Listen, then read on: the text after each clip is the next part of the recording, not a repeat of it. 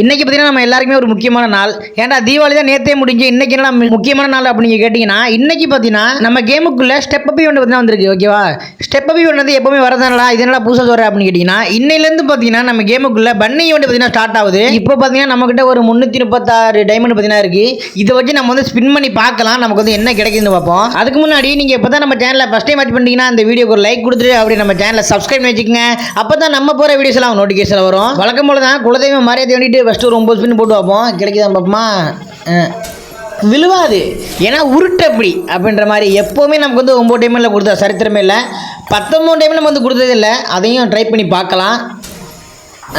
கன் kit தான் கொடுத்துருக்காங்களா? எனக்கு தெரியும் கொடுக்க மாட்டாங்க அப்படின்னு. என்னை பொறுத்தவரைக்கும் நான் உங்கள்கிட்ட என்ன சொல்லுவேன் அப்படின்னா, இந்த ஒரு ஈவெண்ட்டுக்கு யாருமே ட்ரை பண்ணாதீங்க. ஏன்னா டைமண்ட் கொடுக்குற ஈவெண்ட் இதுதான் அப்படின்றது உங்கள் எல்லாருக்குமே தெரியும். இதில் பார்த்தீங்கன்னா லாஸ்ட்டாக தான் ரிவார்ட்லாம் கொடுப்பாங்க. சில பேருக்குலாம் பார்த்தீங்கன்னா ஃபஸ்ட்டு ஸ்பின்னு செகண்ட் ஸ்பின்லேயே கொடுத்துருவாங்க. அதெல்லாம் யாருன்னு கேட்டிங்கன்னா 100ல் ஒருத்தனுக்கு. மிச்சம் இருக்கிற 99 பேருக்கு பார்த்தீங்கன்னா ஏமாற்றிடுவாங்க. அதில் நீங்கள் பார்த்தீங்கன்னா 99வது வேலை தான் இருப்பீங்க. அதனால் தயவு செஞ்சு இந்த ஈவெண்ட்டில் யாருமே ஸ்பின் பண்ணிடாதீங்க. இதுதான் பார்த்தீங்கன்னா லாஸ்ட்டு 99 டைமண்ட் ஸ்பின்னு. இதுலையாச்சும் கொடுங்கடா. எப்போவுமே நமக்கு வந்து கொடுக்கவே மாட்டாங்க. இதுலேயும் நம்ம கொடுக்கல.